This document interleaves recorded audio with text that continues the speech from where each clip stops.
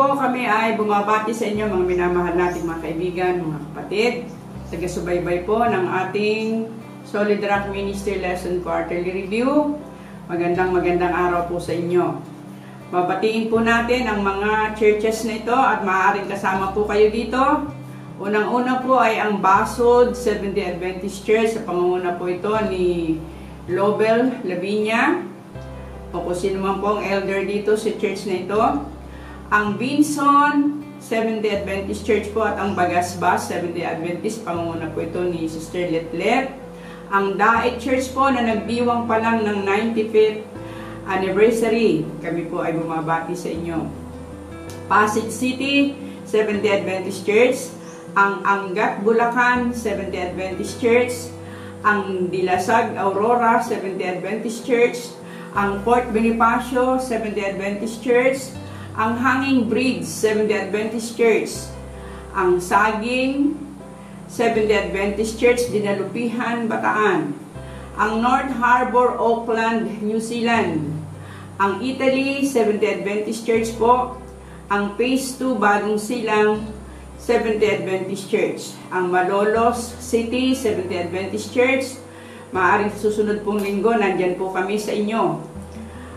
Hillview, Maribeles, Bataan, Sapang, Dayap, San Ildefonso. Sa Europe ay ang kaibigan po nating si Loida, Pilipina. Sa Infanta, Quezon, ang Divisoria Seventh-day Adventist Church, Santiago, Isabela. Ang Banaba West, Batangas City Seventh-day Adventist Church din po. Kung hindi po kami nagkakamali, meron din po itong imbitasyon sa amin. Sikapin po natin makabisita sa inyo, hindi lang po kami magsasabi kung kailan. Ang Kabangan, Tabaco, Seventh-day Adventist Church, ang Tabaco City, Seventh-day Adventist Church, ang San Isidro, Seventh-day Adventist Church sa Malilipot, ang Malubago Adventist Church po ng Manito, ang Bunga, Seventh-day Adventist Church ng Manito, ang Malanto, Seventh-day Adventist Church ng Manito pa rin, at ang Project 8 Seventh-day Adventist Church po sa Quezon City. Magandang araw po sa inyo. Ang Pook Kapitan Seventh-day Adventist Church sa Batangas City. Ang Paranaque Central Seventh-day Adventist Church. Magandang araw po. Ganon din po ang Taytay Rizal. Ito naman po sa pangunguna ni Brother Neftali Barnedo. Kami po'y natutuwa na kayo po'y muling makasama namin sa ating pag-aaral na ito. Ang atin pong topic ngayon, nasa ikawalong topic na po tayo. Ito po may pamagat na liwanag mula sa santuario. Pero kagaya po ng ating nakagawin, palaging ginagawa, tayo po muna hihingi ng patnubay ng ating Panginoon. Tayo po'y manalangin. O Diyos ka po makapangyarihan sa lahat, sa umaga po ito o sa araw na ito. Kami po ay muling tumatawag sa inyong banal na pangalan upang amin pong isang guni sa inyo ang aming gagawain muling pag-aaral kasama ng aming mga kapatid sa pamagitan po nitong ministrong ito ng Solid Rock. Sana po Panginoon, tulungan po kami sama-sama na patuloy na matuto at maging maliwanag sa amin ang lahat na inyong mga salita na gusto po ninyong makarating sa bawat isa. Ang inyo rin po nawang pag-iingat, pagpapatawad sa lahat po ng aming nagawang kasalanan ng aming makamtan sa pangalan po ng aming Panginoon Jesus. Ang ating pong pamagat ngayon ay liwanag mula sa sanktuaryo. Ang sabi po dito sa ating memory verse sa Hebrews 8:1. Ngayon, ang pangunahing bagay na aming sinasabi ito, meron tayong gayong pinakapunong pari na nakaupo sa kanan ng trono ng kamahalan sa kalangitan. Isang ministro sa sanktuaryo at sa tunay na tabernakulo na itinayo ng Panginoon, hindi ng tao. Maraming mga Kristiyano ang naniniwala noon na ang paglilinis ng sanktuaryo ay nangangahulugang ang pagbabalik ni Kristo at pagkawasak ng sanglibutan. Si William Miller sa kadahilanan ito ay pinag-aralang mabuti kung kailan ito mangyayari ayon sa hula sa Biblia. Walang pag-aalinlangang ito ay naganap o magaganap noong Oktubre 22, 1844. Matapos mabigo at hindi dumating si Kristo, muling masusing pinag-aralan kung saan sila nagkamali. Malinaw na ang lahat ng mga kaganapang hinula ay tinupad o natupad maliban sa pagbabalik ni Kristo. Nang kanilang ihambing ang Daniel 8 at 7, kanilang natuklasan sa halip na nanaog sa lupa ang anak ng tao, ay lumapit sa matanda sa araw at nagsimula ang paghuhukom. Kanila ring natuklasan na ang sanktuaryo ay sa langit sa halip na ang lupa. Pag-aralan natin ngayon ang mahalagang aral tungkol sa paglilinis ng sanktuaryo. Narito po ang mga katanungan na ating pag-uusapan ngayon. Number 1, ano ba ang mahalagang aral na dapat nating maunawaan tungkol sa sanktuaryo? Number 2, ano ang itinuturo ng paglilinis ng sanktuaryo para sa atin ngayon? Number 3, ano ang itinuturo ng Biblia tungkol sa paghuhukom bago bumalik si Kristo? And number 4, ano ang itinuturo ni Kristo tungkol sa paghuhukom? At number 5, ano ang mabuting balita na nagmumula sa kabanal-banalang dako ng sanktuaryo? Balikan po natin ang tanong na number 1, ano ba ang mahalagang aral na dapat natin maunawaan tungkol sa sanktuaryo? Alright po, magandang umaga po sa inyo lahat, mga minamahal. Tayo po ay titingnan natin ano nga po ba ang mga mahalagang aral na ating matututunan mula sa sanktuaryo. Una po ay titingnan natin diyan sa Exodo 25:8 at 9. Ano ang sinasabi? At kanilang igagawa ako ng isang sanktuaryo upang ako'y makatahan sa gitna nila, ayon sa lahat ng aking ipinakita sa iyo, sa anyo ng tabernakulo at sa anyo ng lahat ng kasangkapan niyon ay gayon ninyo gagawin. Yeah, matapos tingnan mo ituloy mo sa 40. Ingatan mo na iyong gawain ayon sa anyo ng mga yaon na ipinakita sa iyo sa bundok. So, una po, ang sanktuaryo, ang layunin ay upang ang Panginoon makatahang kasama ng kanyang bayan. Ibig sabihin, narito itinuturo nito ang mga paraan kung papaanong ang tao ay magiging karapat-dapat na tumahan sa harapan ng ating Panginoon.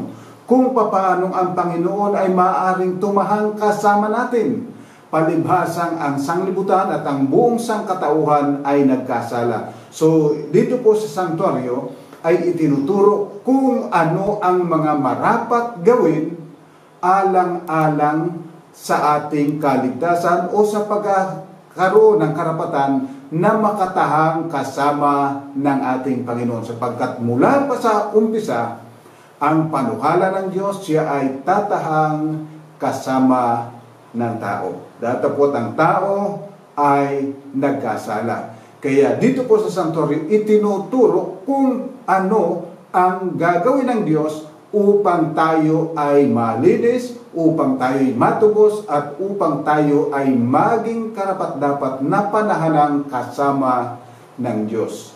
So, maliwanag po yan. Kaya ang sabi, gagawin mo na ayon sa larawang ipinakita ko sa iyo sa bundok. Maliwanag po ang instruksyon. Sapagkat itong sanktuaryo sa lupa na kanilang itatayo ay larawan ng tunay na sanktuaryo na naroon sa langit. So tingnan natin sa Hebreo 8:1 hanggang 6. Ang pinauuwian nga ng mga bagay na aming sinasabi ito. Meron tayong isang dakilang saserdote na nakaupo sa kanan ng luklukan ng karangalan sa mga langit, ministro sa sanktuaryo at sa tunay na tabernakulo na itinayo ng Panginoon, hindi ng tao, sapagkat ang bawat dakilang saserdote inilagay upang maghandog ng mga kaloob at mga hain naman. Sa ganito'y kinakailangan din namang siya magkaroon ng anumang ihahandog. Kung siya nga'y nasa lupa, ay hindi siya saserdote sa anumang paraan.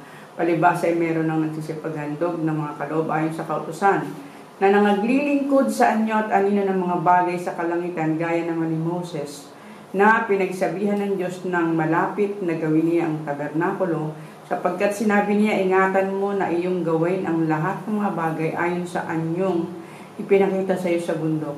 Datapot ngayon, kinamtan niya ang ministeryong lalong marangal, palibhasa siya na may tagapamagitan sa isang tipang lalong magaling na inilagda sa lalong mabuting tama. So, mga minamahal, yung pong saserdote dito sa lupa ay larawan kung ano ang gagawin ng ating Panginoon bilang ating totoong tagapamagitan. Sapagkat ang tunay na pangako ay hindi lang yung sila ay magkaroon ng mahabang buhay dito sa lupa, hindi lang yung magkaroon sila ng maginhawang buhay, kung hindi makatahang kasama ng Diyos.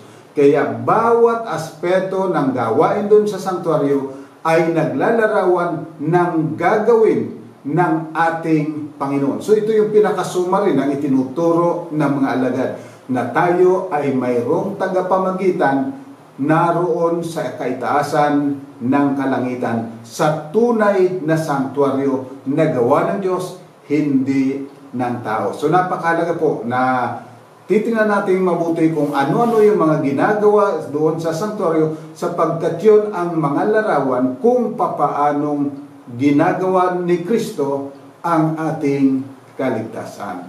Okay po, at ngayon po sa ating pangalawang katanungan, ano ang itinuturo ng paglilinis ng sanktuaryo para sa atin ngayon? Ayan, titingnan natin sa Leviticus 16:21, ano ang sinasabi? Ipapatong ni Aaron ang kanyang dalawang kamay sa ulo ng kambing na buhay at isasaysay sa ibabaw na iyon ang lahat ng mga kasamaan ng mga anak ni Israel at lahat ng kanilang mga pagsalangsang, lahat nga ng kanilang mga kasalanan, at ilalagay niya sa ulo ng kambing at ipadadala sa ilang sa pamamagitan ng kamay ng isang taong handa. Alright, ituloy mo dyan sa 29 hanggang 34. At ito'y magiging palatuntunan magpakailanman sa inyo. Sa ikapitong buwan ng ikasampung araw ng buwan ay pagdadalamhatiin ninyo ang inyong mga kaluluwa at anumang gawain ay huwag gagawa ang tubo sa lupain ni ang taga-ibang bayan na nakikipamayan sa inyo, sapagkat sa araw na ito gagawin ang pagtubo sa inyo upang linisin kayo. Sa lahat ng inyong mga kasalanan ay magiging malinis kayo sa harap ng Panginoon. Sabat nga na takdang kapahingahan sa inyo at papagdalamhatiin ninyo ang inyong mga kaluluwa. Ito'y palatuntunang magpakailanman. At ang saserdote na papahiran at itatalaga upang maging saserdote na kahalili ng kanyang ama ay siyang tutubos at magsusuot ng mga kasuotang lino na mga banal ngang kasuotan. At tutubusin niya ang banal na sanktuaryo at tutubusin niya ang tabernakulo ng kapisanan at ang dambana at tutubusin niya ang mga saserdote at ang buong bayan ng kapisanan. 34. At ito'y magiging palatuntunang walang hanggan sa inyo, na tubusin ang mga anak ni Israel dahil sa lahat nilang mga kasalanan ng minsan sa isang taon, at ginawa niya yon sa inutos ng Panginoon kay Moses. So, mga minamahal, napakaliwanag po ng sinasabi na ito, minsan sa isang taon, lilinisin ang sanktuaryo sa pamamagitan ng paglilinis ng kasalanan ng bayan ng Diyos. Ano po? So, ito ang kaya kinakailangan na masumpungan ang bawat isa ay nagdadalamhati at nag-aayuno, nananalangin, sapagkat ito ay panahon na lilinisin ang sanktuaryo. At doon po sa paglilinis na yun, mayroong dalawang kambing na ihinaharap sa Panginoon. Ang isa ay para sa Panginoon at ang isa ay para kay Azazel. Yung para sa Panginoon, kinakailangan itong patayin. Una, ipapatong muna ang kamay ng saserdote at ikukumpisal ang lahat ng kasalanan ng bayan na kanilang nagawa sa buong taon.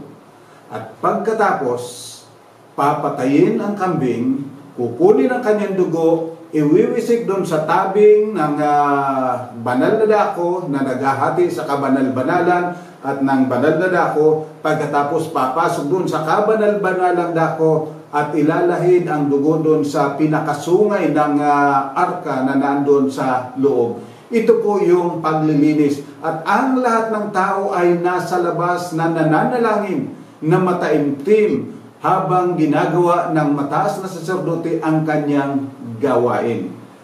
Nangangahulugan mga minamahal, sa panahong ito, kinakailangang masumpungan ng bawat isa na nagtatapat sa Panginoon, pinagsisisihan ang kanilang mga kasalanan, at nananalangin na patawarin sila ng Panginoon, linisin sila ng Panginoon mula sa kanilang lahat ng mga kasalanan. At paglabas ng mataas na saserdote, kanya namang ipapatong ang kanyang kamay sa ulo ng kambing na para kay Azazel, na simbolo kay Satanas. At doon ilalagay ang lahat ng kasalanang ginawa ng bayan ng Diyos, at ito ang magdadala ng lahat ng kasalanan ito sa kanyang sarili, at siya ay dadalahin doon sa lugar na kung saan hindi na siya maaaring makabalik pa. So, ganito po nililinis. Ibig sabihin, ang sanctuaryo ay kinakailangang maalis yung lahat ng mga kasalanan ng bayan, at ito ay ilalagay kay Satanas na siya ang pinag-umpisa ng mga kasalanan, at siya ang magtataglay ng lahat ng ito. So, ang sanctuaryo ay nalilinis. At siguro po ay makadadagdag ng pagkaunawa natin kung ating babasahin sa Hebreo ang sinasabi, Hebreo 9:23 hanggang 28. Ano po ba ang sinasabi sa Hebreo 9:23 hanggang 28? Ang sabi po, kinakailangan nga na ang mga anyo ng mga bagay sa sangkalangitan ay linisin ng mga ito. Ngunit ang mga bagay rin ito sa sangkalangitan ay linisin ng lalong mabubuting handog kaysa rito. Sapagkat hindi pumasok si Kristo sa dakong banal na ginawa ng mga kamay na kahalintulad lamang ng tunay, kundi sa talagang langit upang humarap ngayon sa harapan ng Diyos dahil sa atin. At siya hindi rin naman kailangang ihandog ng madalas pa sa ang kanyang sarili, na gaya ng dakilang saserdote na pumapasok sa dakong banal taon-taon na may dalang dugo na hindi niya sarili. Sa ibang paraan ay kailangan na siya magbatang madalas mula ng itatag ang sanlibutan. Datapwat ngayon ay minsan siya ay nahayag sa katapusan ng mga panahon upang alisin ang kasalanan sa pamamagitan ng pagkahandog ng kanyang sarili. At kung paanong itinakda sa mga tao ang mamatay na minsan at pagkatapos nito ay ang paghuhukom, ay gayon din naman si Kristo na inihandog na minsan upang dalhin ang mga kasalanan ng marami. Sa ikalaway, pakikita na hiwalay sa kasalanan, sa ikaliligtas ng mga nagsisipaghintay sa Kanya. So, dito po, inilalarawan pala yung gawain doon sa sanctuaryo, yung sa kabanal-banalang dako, sa gawain ng Panginoon, na kinakailangang ihandog ang kanyang sariling dugo alang-alang sa kapatawaran ng kasalanan ng mga tao. Datapwat bago siya lumabas doon sa templo, ay siya ay lalabas na malinis, hiwalay na ang wika sa kasalanan. Sapagkat sinasabing yung kasalanan ay ibibigay na kay Satanas, sapagkat siya ang pinagmulan ng lahat ng kasalanan ito na nagawa ng bayan ng Diyos. Kaya siya ang marapat na magdala ng lahat ng ito. Opo, ang Panginoon namatay para sa atin upang mabayaran yung ating mga kasalanan. Subalit hindi puro nagtatapos ang pag-aalis ng kasalanan. Ang kasalanan ito ay kinakailangang iparatang lahat kay Satanas at lipulin siya ng lubusan. Sa gayoy, magiging malinis ang sanctuaryo o ang paghahari at kaharian ng ating Panginoong Diyos. Ngayon po sa pangatlong tanong, ano ang itinuturo ng Biblia tungkol sa paghuhukom bago bumalik si Kristo? Alright, tingnan po natin yung paghuhukom. Sa Daniel 7:9 hanggang 10, ano ang sinasabi tungkol sa paghuhukom? Aking minasdan hanggang sa ang mga luklukan ay nangaglagay, at isa na matanda sa mga araw ay nakaupo, ang kanyang suot ay maputing parang nyebe at ang buhok ng kanyang ulo ay parang taganas na lana.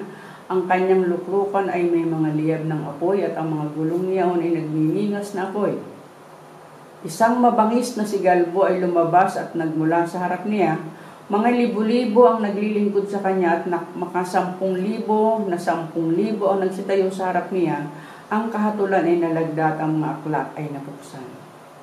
So, pansinin po ninyo, ang paghukom na ito, ang layunin ay upang maibigay ang paghahari sa ating Panginoong Jesucristo. Sapagkat mula sa pasimula, naging akusado si Jesucristo ni Satanas na hindi makatarungang Diyos. Tandaan po ninyo, ang unang hinuhukuman dito ay si Kristo mismo. Marapat ba siya na maghari? Marapat ba siya na pangunahan ang bayan ng mga makasalanan?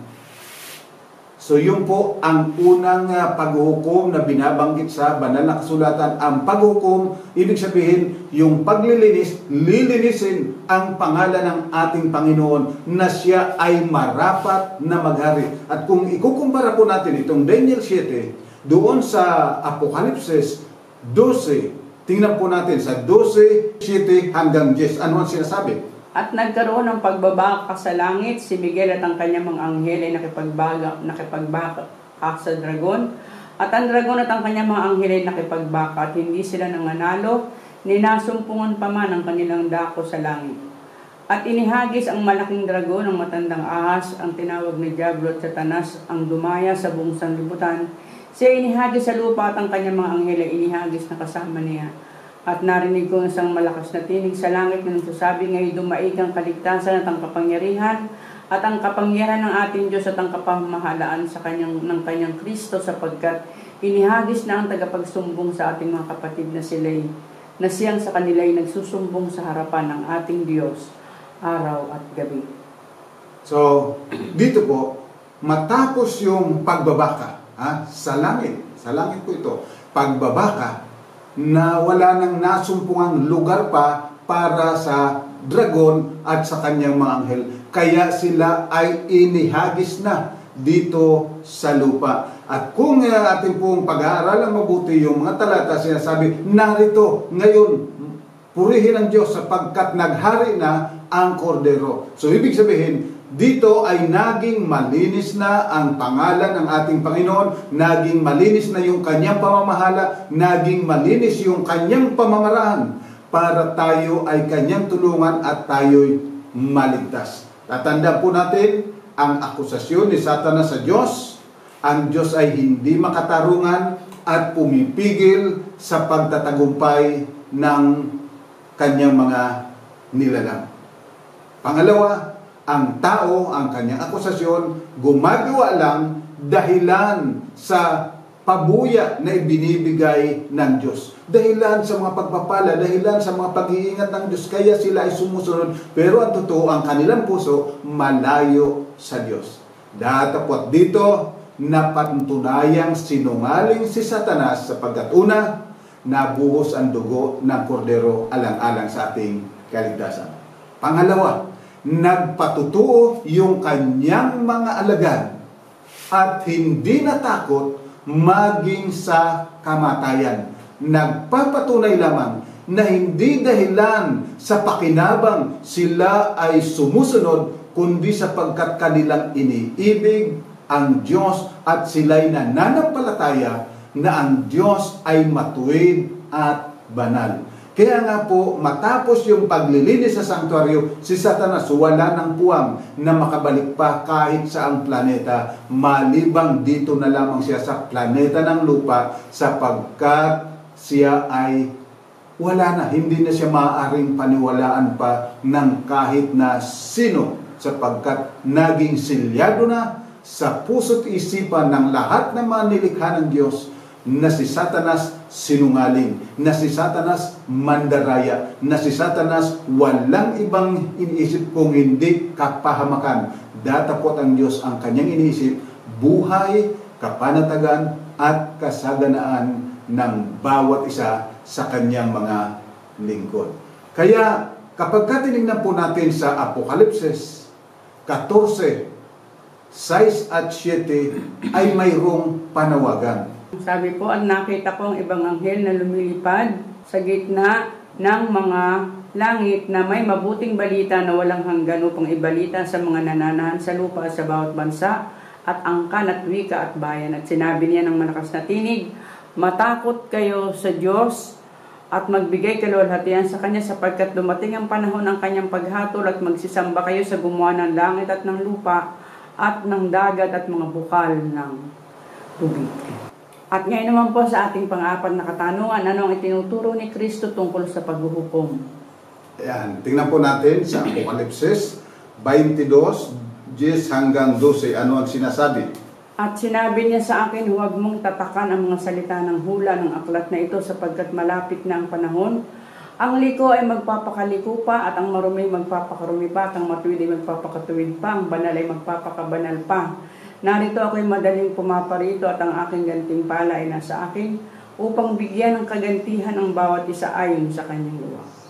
Yan, mga minamahal, ang sabi, ayon sa kanyang mga gawa. Ibig sabihin, ang tao ang magpapasya ng kanyang destinasyon. Maliwanag po, nagtagumpay na ang Diyos. Nagtagumpay na ang Panginoon. Si Satanas pinalayas na sa langit. Bakit? Napatunayan na siyang sinungaling, datapot ang Diyos ay tapat. So, tayo ngayon ang pipili sino ang ating susundin. Kagaya po ng sinasabi ng ating Panginoon sa Mateo, yung talinhaga patungkol sa 10 dalaga. Ano po? Na kinakailangan na tayo ay maghanda, silang lahat alam nila na ang Panginoon ay darating. Subalit, ang 5 ay marunong, ang 5 naman ay mangmang. Ang mga marunong ay nagdala ng ekstrang langis.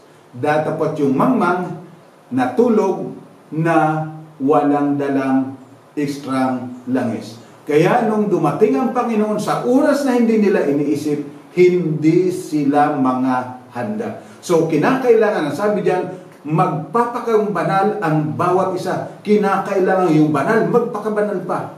Pero yung masama, magpapakasama pa. Ibig sabihin, tayong lahat ay kinakailangang makaalam ng pabalita ng kaligtasan. So, ibig sabihin, mayroon po tayong responsibilidad na ibahagi ang pabalita ng kaligtasan na taglay ng ating Panginoon. Importante po yun na tayo ay mangaral, tayo ay magbahagi sapagkat kinakailangan ng bawat tao ay magpapasya kung ano ang kanilang gagawin. Kung sila ba'y susunod o patuloy na tatanggihan ang panawagan ng Diyos na sundin yung kanyang mga utos. Ano po? So, dito ay pinapahayag lang po na sa paghukom, kinakailangang masumpungan na tayo, it's either na tayo'y nananampalataya o hindi nananampalataya. Tayo'y nagtatapat o hindi tapat. Sapagkat ayon po sa ating mga gawa, ang magiging kapasyahan ng Diyos para sa bawat isa sa atin. Pakatatandaan, ang lahat ay ginawa na ng Panginoon para sa ating kaligtasan upang tayo ay palayain mula sa pagkaalipin sa kasalanan. At nasa atin na ang pagpapasya kung tayo'y mabubuhay na malaya sa kasalanan o mananatiling alipin ng kasalanan. At ngayon po sa ating huling katanungan, ano ang mabuting balita na nagmumula sa kabanal-banalang dako ng sanktuaryo? Titingnan po natin sa Hebreo 4, 14 hanggang 16. Ano ang sinasabi? Ang sabi po dito, yaman niyang tayo'y mayroong isang lubhang dakilang saserdote na pumasok sa kalangitan. Si Jesus na anak ng Diyos ay iningatan nating matibay ang ating pagkakilala sapagkat tayo'y walang isang dakilang saserdote na hindi maaaring mahabag sa ating kahinaan kundi isa sa natinukso sa lahat ng mga paraan. Gaya rin naman natin ngayon, gayon may walang kasalanan. Magsilapit nga tayong may pagkakatiwala sa kaluklukan ng biyaya upang tayo magsipagtamo ng awa at mga kasumpong ng biyaya upang tumulong sa atin sa panahon ng pangangailangan. Mga minamahal, maliwanag po ang sinasabi. Mayroon tayong mataas na saserdote na pumasok sa kalangitan. Naandun siya, namamagitan para sa inyo, para sa akin, para sa ating lahat. Kaya maaari tayong lumapit sa panahon ng ating pangangailangan. Tayo ba'y nagkasala? tayo ba'y nalulungkot, tayo ba'y bigo? Lumapit tayo sapagkat ang ating Panginoon naroon, handa tayong tulungan sa panahon ng ating mga pangangailangan. Hindi po kagaya ng itinuturo ng maliit na sungay ng wika, hindi kayo maaaring dumirekta sa Diyos. Dito sila sabi, maaari tayong dumirekta sa Diyos sapagkat naroon si Jesucristo na nakaupo sa kanan ng Ama at namamagitan para sa bawat isa sa atin. Tingnan po natin sa Kapitulo 10, talatang 19 hanggang 22. Mga kapatid, yamang may kalayaan ngang makapasok sa dakong banal sa pamamagitan ng dugo ni Jesus, sa pamamagitan ng daang bago at buhay na kanyang idinalaga sa atin, sa pamamagitan ng tabing sa makatwidbagay sa kanyang laman, at yamang may isang dakilang saserdote na pangulo sa bahay ng Diyos, tayo magsilapit na may tapat na puso sa lubos na pananampalataya ng ating mga puso na winisikan mula sa isang masamang budhi at mahugasan ang ating katawan ng dalisay na tubig. So, dito po sinasabi na si Kristo namatay at namamagitan para sa atin. Binuksan na niya ang daan patungo sa Ama sa pamagitan ng pag-aalis ng tabing, sa pamagitan ng kanyang katawan. Yung po palang tabing sa sanktuaryo ay simbolo ng ating Panginoon na habang ang Panginoon hindi pa namamatay, sarado ang tabing. Datapwat nung matapos ng ating Panginoon ay mamatay, nahawi ang tabing mula sa itaas, pababa, at sinabi ng Panginoon, tapos na. Ibig sabihin, wala nang hadlang para hindi tayo makalapit sa Diyos sa pamamagitan ni Kristo na siya ang daan, ang buhay at ang katotohanan. Kaya mga minamahal, sa pagkamatay ni Kristo doon sa krus, sa pagkabuhay na maguli at pag-akyat sa langit, nabuksan ang daan para sa iyo, para sa akin, upang makalapit sa Ama ng direkta sa pamamagitan ng ating Panginoong Jesucristo. So ito po ang napakabuting balita na inihayag sa banal na kasulatan na bukas ang kalangitan para sa iyo, para sa akin, para sa ating lahat, dahilan kay Kristo. Kaya patuloy natin siyang sambahin, purihin, at panampalatayan.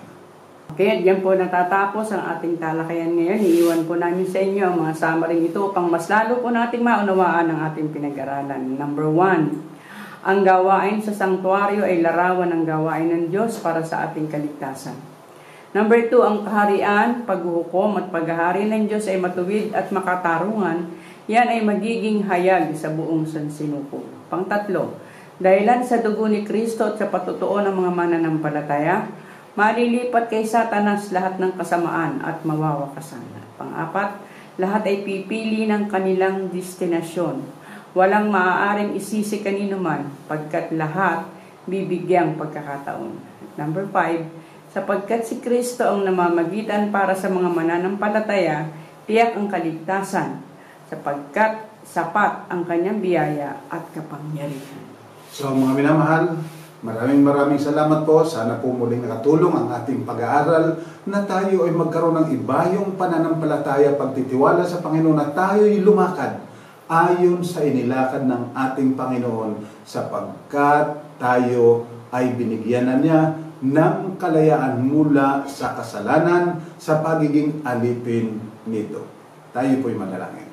Ama po namin banal, sa oras pong ito kayo po'y muling lumalapit sa iyo na nagpapasalamat, nagpupuri, dinadakila ka sapagkat ikaw na aming Diyos ay iyong itinuro ng malinaw kung papaanong iyong gagawin alang-alang sa aming kaligtasan.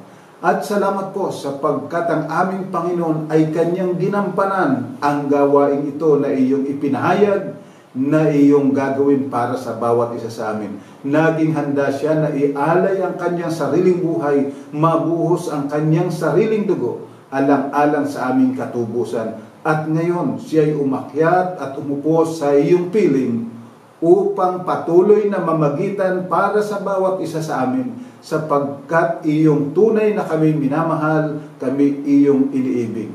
Kaya mabanal aming pong pakiusap ang iyo puno ang banal na Espiritu, ang siyang patuloy na gumabay sa amin at magtiwala ng lubusan sa iyong pag-ibig, sa iyong kapangyarihan, at mapanagumpayan namin ang lahat ng tuksong inilalagay ni Satanas sa aming daraanan.